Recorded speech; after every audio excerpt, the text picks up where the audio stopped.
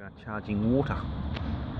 Something I've noticed is if it's really charged, it'll take an arc.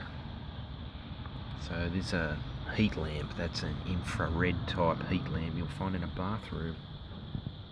It's just being suspended above the bucket there. Hangs there, keeping it, doing the easy stacking thing. If you look up the interaction between hydrophilic surfaces and water and infrared light.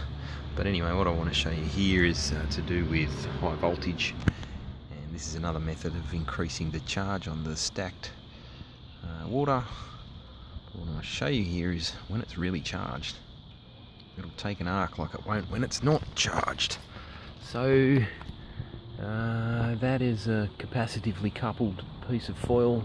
That's the positive, that's the negative.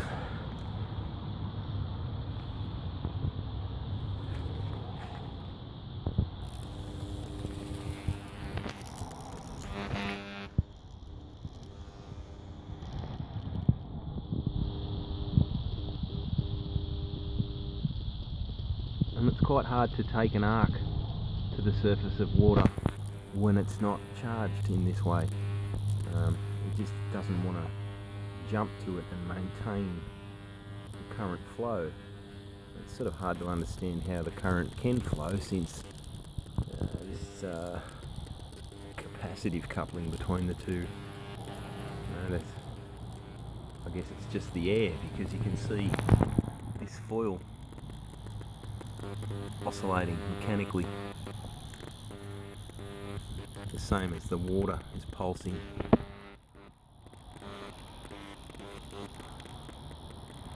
Anyway, pretty cool. If I get the spark gap a little bit closer, I can get it to maintain a solid arc,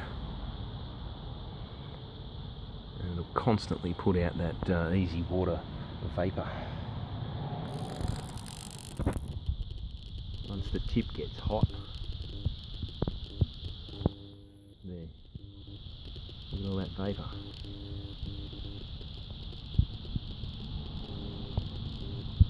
Not steam.